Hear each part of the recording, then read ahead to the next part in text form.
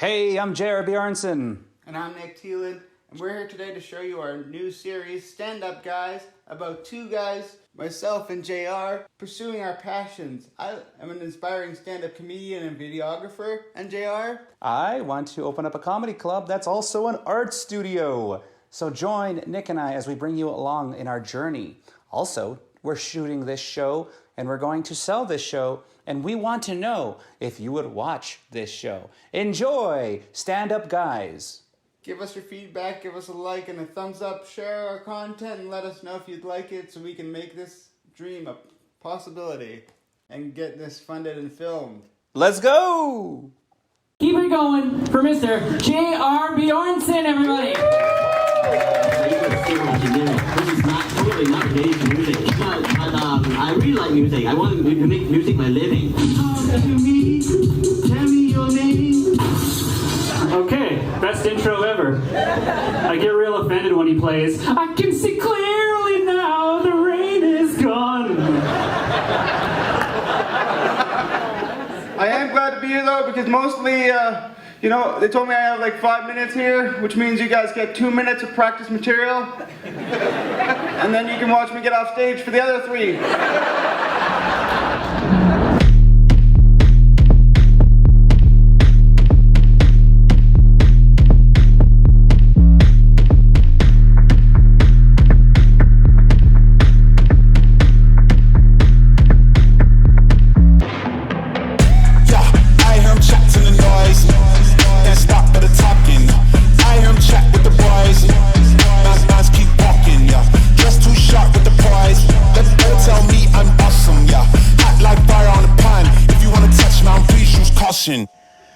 The winner for the audience choice for feature documentary is...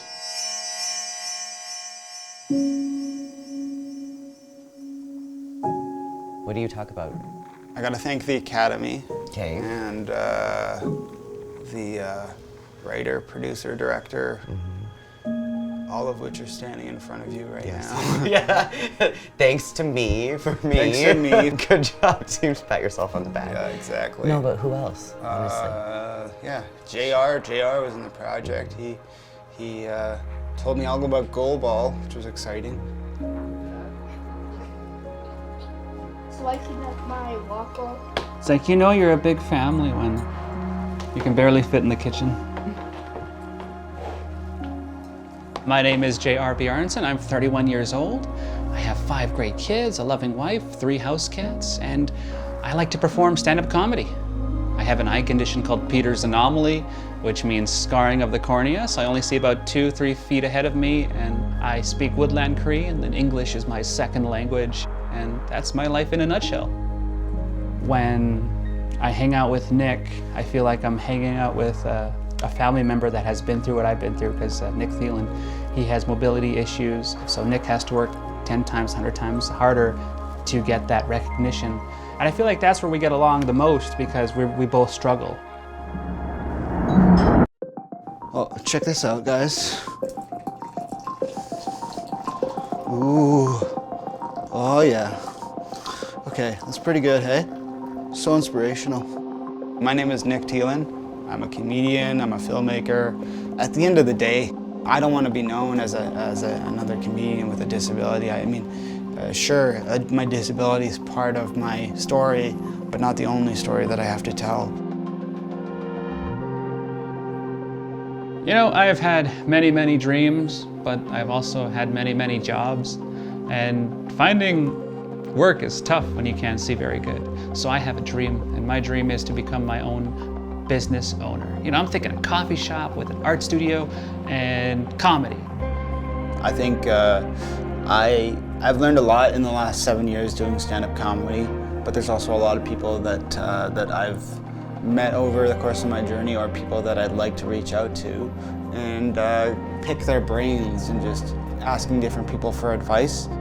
My dream is to meet these people who have built these communities and ask them, how did they do it?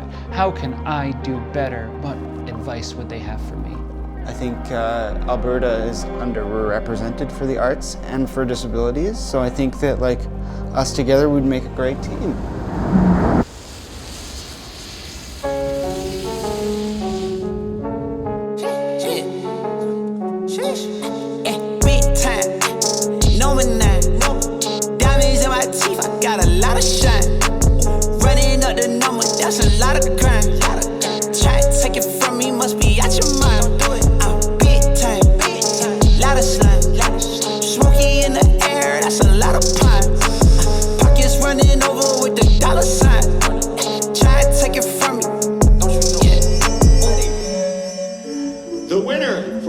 audience choice for feature documentary is Love of the Game. I wish JR could see all these lovely people here tonight.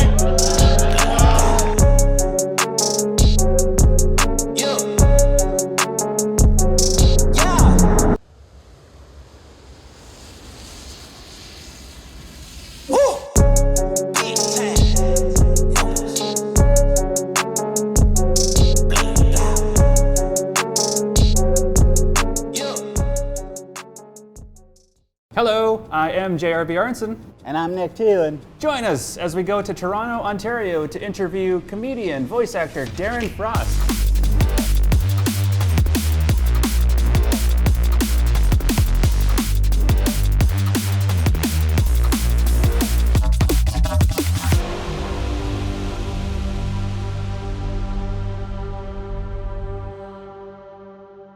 Today, my friend JR and I are here with Darren Frost. Darren Frost has been doing comedy For way too long. for over 30 years. Yep. You might have seen him on Just for Laughs, shows like Mr. D.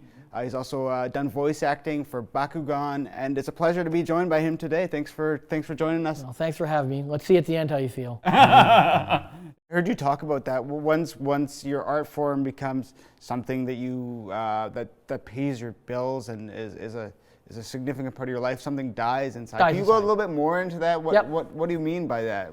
I always say that to any young comic when they're in cars, driving to gigs with other friends, and it's all for free, that's probably the most fun you're ever going to have in stand-up comedy, because nothing means anything but the show. Right. And your feeling you're getting from the show. That's your payment. Yeah. So if you're sticking it out, you're getting something out of that. The second that's replaced by money and you're paying your way, now it's not about the show and your feelings, it's having a good show. Because you just want to get paid in the Because end. you want to get paid and you want that show to be there for the next person. Right. Now your motives are completely different. Okay. Now you're chasing a completely different monkey. Right? And that monkey isn't always good for your mental health. It's not always good for you. You're chasing something else. So when you're young and you're like, you're going to be 20 years from now, even as you get out of comedy, you walk into a coffee shop and there's a guy you used to do shows with 20 years ago. You're both going to laugh and go, remember that dumpy gig we did in Edson? Yeah. And there was like 8 people and a guy with, one eye and a guy with a parrot and the parrot wouldn't shut up. Or, I have stories that this shit happens. But that's what you're going to remember and you're going to laugh about it and you're going to be like, I never thought that would have been the best time. And that's the best time. Appreciate that, and thank you very much for sharing your insight and your advice today. It was a pleasure to talk to you, and hope to share the stage with you again soon.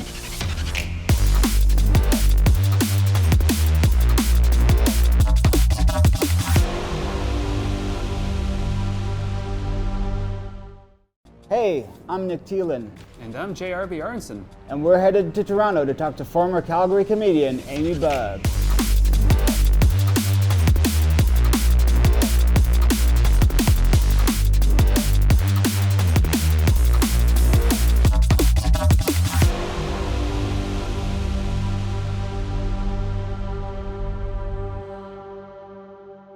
We're here at Yuck Yucks in Toronto, Ontario, joined by Amy Bug. How are you? Good, how are you guys? Good. I understand you and I have one thing in common. Well, 2. First of all, we both do comedy. Second of all, you're from Calgary. Yeah, I am originally, yeah. So you left Calgary. Why'd you go to Toronto? Just to try and pursue stand-up, try to, do the thing. I love doing the thing. You know who else loves doing the thing? Nick does the thing a lot. Nick's been all over. Nick, what kind of questions do you have for Amy? What for you was the reason why you decided to go to Toronto? I mean, that's a pretty big adjustment. Like, you just decided, gonna dive in full head first and see what happens? And Yeah, I figured I might as well just give it a shot. I was kind of debating between moving to Toronto or Vancouver, and I figured, I don't want to move twice within Canada, so I might as well just try it at the biggest place possible. how does it feel now, looking back at where you started, and now you're almost 10 years into stand-up? Like, how does that feel like? I have mixed feelings about it, I guess. I mean, I think part of the reason I do like doing stand-up in Toronto is there's more women to kind of like hang out with and relate with, and it's not as isolating as it was in Calgary. But Do you find moving to Toronto has made your career so much better? Have you become a better comedian because of your epic leap? Yeah, I do think so. I think in Toronto, because there's more comedians and there's more variety within acts, like you can really discover like how are you going to stand out between that many more comedians. So like in Calgary, where there's like maybe like 50 comics, it's really easy to stand out. Whereas when you move to Toronto and there's like hundreds of comics, like it's that much more difficult to stand out. So you really have to think about what makes you you and what makes you unique. I like it. Yeah. Again, thank you so much for stopping by today. Thanks, guys. Yeah, thank Great. you.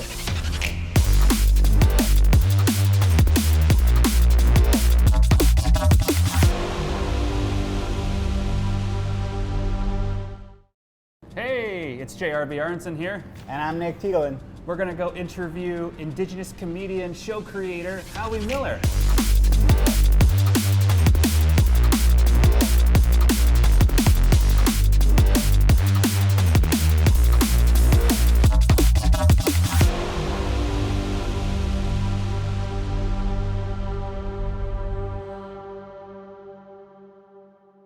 Joining us now is the incredible Howie Miller, who's been on CBC television. He's been on Comedy Now, which one day I hope to do as well. Howie, how are you? I'm doing great. So, Howie, tell us about yourself. First of all, I hear you're Indigenous. Can you hear it? I can hear it. Excellent. I can feel the lips pointing at me. Yeah, exactly. That's because I'm Cree, right? Yeah. I'm a Cree man from Alberta, born and raised. Do you ever talk about your culture during your comedy shows? Because I do want to talk about being Indigenous someday in my shows. I just don't know how to put it in there just yet. It's been a long road for me, and it hasn't had its ups and downs as far as how it affects me personally. I have many issues, and it all stems from being Indigenous in this country and what happened to our people and what's still happening to our people. And I've always tried to educate non-Indigenous people about what it's like to be Indigenous in this country. It's taken me about 25 years to figure out how to sort of slide in my Indigenous culture and who I am into a funny situation that's not so much sort of turning sort of self-deprecating or self-racism on myself in order to get them laugh. Because I used to do that. I used to cater to the non-Indigenous crowd. I would try to, I would do their native jokes. And then I realized, that's coming off as almost as I'm being, racist to my own culture. So I've switched it over the years to turn it around where I'm educating people what it's like to be Indigenous in a humorous way without hitting them over the head with it. And we all can kind of learn something, or they can go away saying, he had a point about, what we've done as a culture to these people about colonialism and all this stuff. But he didn't bash us over the head with it. He did it in a humorous way. So I feel enlightened, and hopefully they feel better about it. But ultimately I'm telling jokes, and I'm trying to make people's days a little better by making them smile. I don't really have an agenda to change the world. I just do my job, and I've been fortunate enough to be able to do it for the last, like I said, over 25 years. I want to say thank you so much for sharing your time and your knowledge with us. I really appreciate it. Well, knowledge, I was talking. We won't call it knowledge.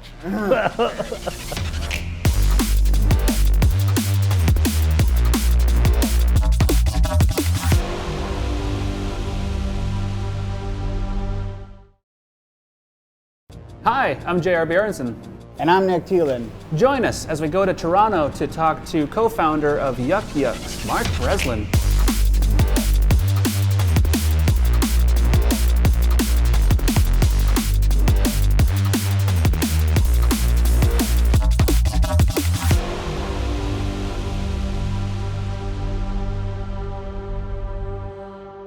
We're here today with Mark Breslin. He's the co-founder of Yuck Yucks, also a very well-established comedian and producer of Kenny vs. Spenny, as well as the Great Canadian Laugh-Off. Thanks for joining us today, Mark. How are you doing? I'm doing fine. It's my pleasure to be here.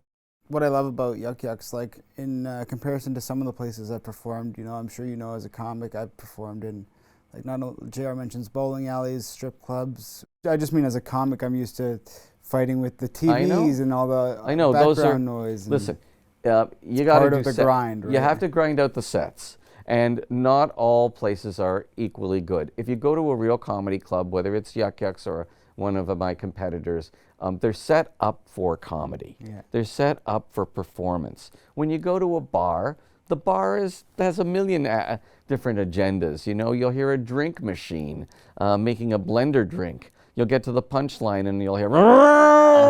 It's funny that if you build a comedy club right and properly, you'll be able to use it for nothing else, because it's all in the dark. You can't even use it as a restaurant because all the seats are facing a stage where nothing would be on if you were just eating. As soon as people are finished at Yuck Yucks, they don't linger. No. After the show, they get out of there because it's an intense experience, and it's all meant to maximize the reaction that the comic will get. And there's many tricks that we use. You know, all the lighting, the sound. We train the wait staff how not to ask for people's order with that kind of voice. They're taught to whisper.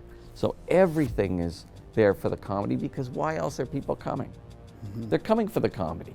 Well, I appreciate you sharing some of your insight today and taking some time to speak with us.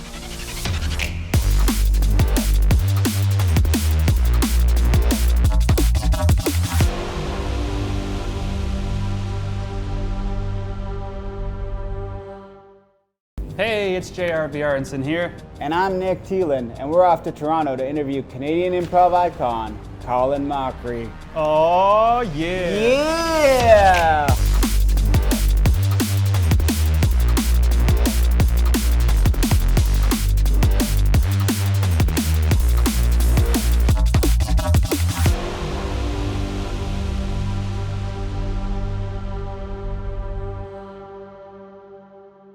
Colin, how's it going? Not bad. How's it going with you? I'm good. The world is brighter. We didn't have fog this morning. You've been on BBC. You still do Whose Line Is It Anyway, correct? I do. I remember when I was a kid, I watched that show, no pun intended. I was really close to the TV, but I remember seeing you and all the gang, and it's so great to meet you. Oh, thank you. So you've been improving throughout, how many years now? How long have you been doing this? Oh, let's go back to the last century. So I think I first semi-professionally improvised in 1980. So 42 years I'm into it now. Wow. Yep, That is. might as well keep going. Here's just a fun question I want to ask. We all have our favorite cartoons growing up, TV shows. Mine was classic Raccoons. I love animation because back then we didn't have described video for the visually impaired. So with animation like Scooby-Doo, you know what the gang is up to because they use a lot of sound effects to paint the picture as well. What's your favorite TV show of all time that influenced you? Every TV show I'm going to mention to you, you're going to have to Google later. I mean, Bugs Bunny was a major influence in my comedy, I think. Yeah, Mel Blanc. All of the Warner Brother cartoons, big fan of. And they're timeless. Still watch them. No matter how many times I've seen them, they still resonate with me. Anything that made me laugh or where I thought, oh, I bet I could take parts of this and use it, I loved. But I would say my four big influences: Bugs Bunny, Dick Van Dyke Show, SCTV, and Monty Python. Well, I appreciate you sharing your advice and insight today. It's been great to speak to you, and wish you continued success with Whose Line and the upcoming tapings, and success for many more years. I wish you much success and happiness and everything you desire. It's, you know, it's always great to see the young people because they still have hope. It hasn't died yet. It hasn't died yet. It's lovely. It's lovely to see.